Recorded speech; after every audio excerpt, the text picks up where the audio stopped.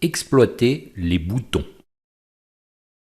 Vous allez maintenant découvrir votre premier widget qui va déclencher un événement. Ce widget, c'est le widget Button qui permet d'afficher un bouton. Alors évidemment, un bouton, ça sert à cliquer dessus et donc à déclencher une action, un événement. Donc on va voir comment on peut opérer. J'ai ici créé tout simplement une fenêtre assez basique et on va créer notre premier bouton. Alors on va le stocker dans un objet qu'on va nommer btn et on va dire que c'est égal ici à un button.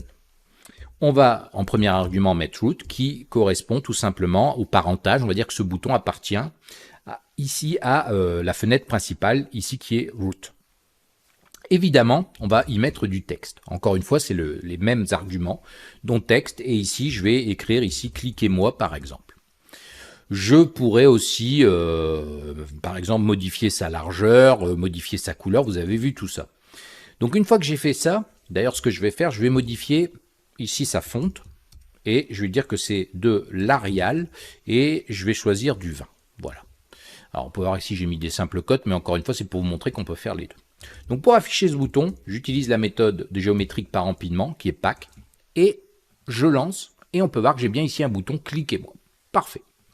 Je peux évidemment modifier un petit peu sa largeur. Si je veux agrandir un petit peu sa largeur, je vais mettre une width, W-I-D-T-H, et je vais mettre par exemple 20 ici. 20, oui 20, ça va être 20 caractères. Donc ça va peut-être même être un petit peu grand, mais c'est pas très grave.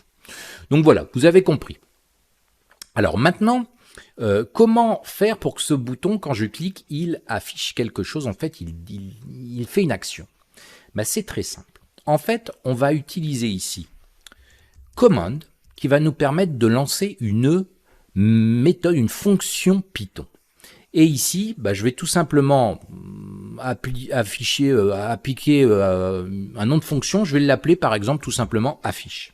Et là, il n'y a pas besoin de chaîne de caractères ou rien. Mais là, on peut voir que c'est en défaut parce qu'elle n'est pas encore créée. Donc, de préférence, vous allez toujours le faire ici au-dessus du root. Vous allez créer votre méthode. Donc, je vais faire ici def affiche. Et je vais tout simplement ici afficher quelque chose comme dans la console, comme ici, vous avez cliqué sur le bouton. Voilà. C'est aussi simple que ça. Par contre, ici, j'ai oublié mes parenthèses. Excusez-moi, c'est une méthode. Voilà. Donc, vous pouvez voir que, de ce fait-là, affiche ici n'est plus en erreur. Et j'affecte tout simplement, avec commande, je dis qu'elle doit, encore quand le bouton est cliqué, ben, je vais tout simplement dire que ça déclenche la méthode affiche. Et donc, si maintenant on exécute le même code, on peut observer que si je clique sur le bouton, j'ai bien vous avez cliqué sur le bouton. Et à chaque fois, j'ai bien vous avez cliqué sur le bouton.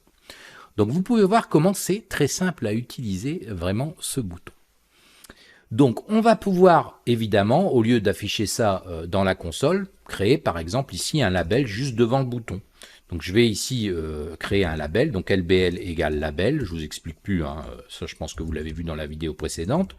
En texte, ben, on va pas mettre de texte, par contre on va remettre une fonte, et là on va remettre par exemple Arial, et je vais mettre 33 par exemple ici. Voilà.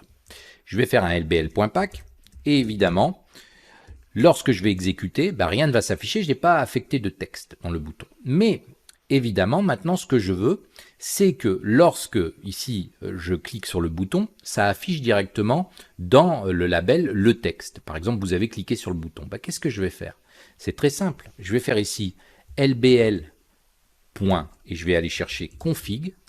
Et ici, je vais tout simplement définir le texte en disant que ici, texte est égal. Et là, je vais mettre tout simplement vous avez cliqué sur le bouton. Testons maintenant pour voir si tout ça fonctionne. Donc je clique, on peut voir ici qu'il y a un espacement qui est dû à mon label, et ici j'ai bien vous avez cliqué sur le bouton. Donc vous pouvez voir que c'est super facile encore une fois. Alors de la même manière, je pourrais aussi utiliser par exemple, ici, au lieu de dire que le texte c'est ça, je pourrais dire affiche-moi par exemple le texte du bouton. Vous avez vu comment on fait. On va faire btn.cget et là on va prendre la propriété texte tout simplement. Et donc si maintenant je fais ça, vous pouvez voir que j'ai bien ici cliqué moi.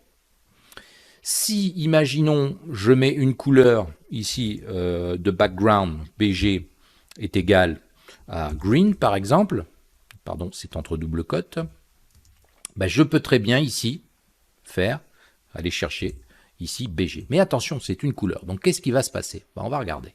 J'ai tout simplement le nom de la couleur qui est green, comme vous pouvez le voir. Donc c'est vraiment très simple à utiliser. Alors, il y a aussi une possibilité, je vais vous la montrer tout de suite parce qu'on va l'utiliser souvent. Et ben, on a déjà vu ça dans les vidéos précédentes. Alors ici, je vais prendre plutôt Seget, je vais prendre texte, hein, ce sera un peu plus propre. Et on avait vu ça dans les vidéos précédentes du cursus, en fait, dans une autre formation du cursus, ce sont les fonctions lambda. Et ça va être assez intéressant parce que si je veux utiliser, ici, imaginons que je veux simplement faire ça. Je suis obligé d'aller chercher une méthode. Alors, comme il n'y a pas grand-chose à faire, une fonction lambda serait beaucoup plus adaptée. Imaginons que je crée un deuxième bouton pour qu'on comprenne bien. BTN2, ici. Et sur ce texte, bah, j'écris cliquez-moi, ou je ne sais pas quoi écrire, on va mettre cliquez ici, voilà. Peu importe, pour les différencier. J'ai ici la même police, voilà, je vais retourner à la ligne pour qu'on voit bien. Et j'ai ici la commande. Alors, je vais d'ailleurs enlever ici le background, la background couleur. J'ai ma commande. Imaginons en fait, je ne peux pas faire ici directement print. Vous avez cliqué sur le bouton. Si je fais ça, je vais avoir une erreur. C'est dommage, mais regardez. Tac. Et ici, rien ne se passe. J'ai même pas d'erreur, mais rien ne se passe. En fait, c'est pas comme ça qu'il faut faire. C'est là où il faudrait utiliser une fonction lambda. Donc, on va tout simplement dire que c'est égal à lambda, le mot-clé, 2 points. Et là, on va faire print. Vous avez cliqué sur le bouton. Et cette fonction lambda, maintenant, grâce à ça, vous voyez que vous avez cliqué sur le bouton. Ça fonctionne très bien. Le gros intérêt, c'est que maintenant, je peux aussi utiliser cette fonction lambda pour dire tout simplement lbl.config.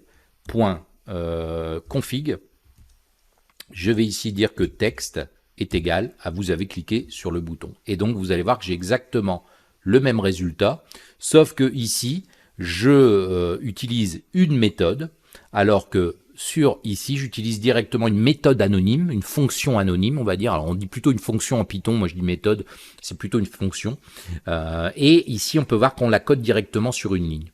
Alors ça, c'est vachement intéressant parce que parfois, vous en aurez besoin. Je vous avais évoqué et expliqué les fonctions lambda dans le cursus, il me semble, sur la programmation Python, sur une des premières, il me semble. Mais en tout cas, ici, vous pouvez voir qu'elle a vraiment une grosse utilité parce que ça nous exonère en fait de créer une méthode qui va être dédiée tout simplement à faire une seule et unique action. Alors, on ne peut pas, avec une fonction lambda, créer plusieurs actions, plusieurs instructions. C'est une seule ligne d'instruction. Mais donc, voilà comment ça fonctionne. Donc, vous pouvez voir ici que l'utilisation en fait du widget button est très simple encore une fois. Encore, comme vous pouvez le voir, des propriétés font, width, background, tout ça, texte qui sont très similaires. On va pouvoir utiliser les segate, le config pour modifier, donc le segate pour récupérer quelque chose, config pour tout simplement modifier les choses. Et vous pouvez voir qu'on a aussi cette nouvelle ici, ce commande qui va nous permettre d'affecter tout simplement ici une action à affecter à l'événement du bouton. Alors vous allez voir par la suite qu'on pourrait utiliser d'autres événements sur ce bouton. En fait, ça va ici déclencher l'événement par défaut du bouton. Et son événement par défaut, c'est tout simplement le clic sur le bouton.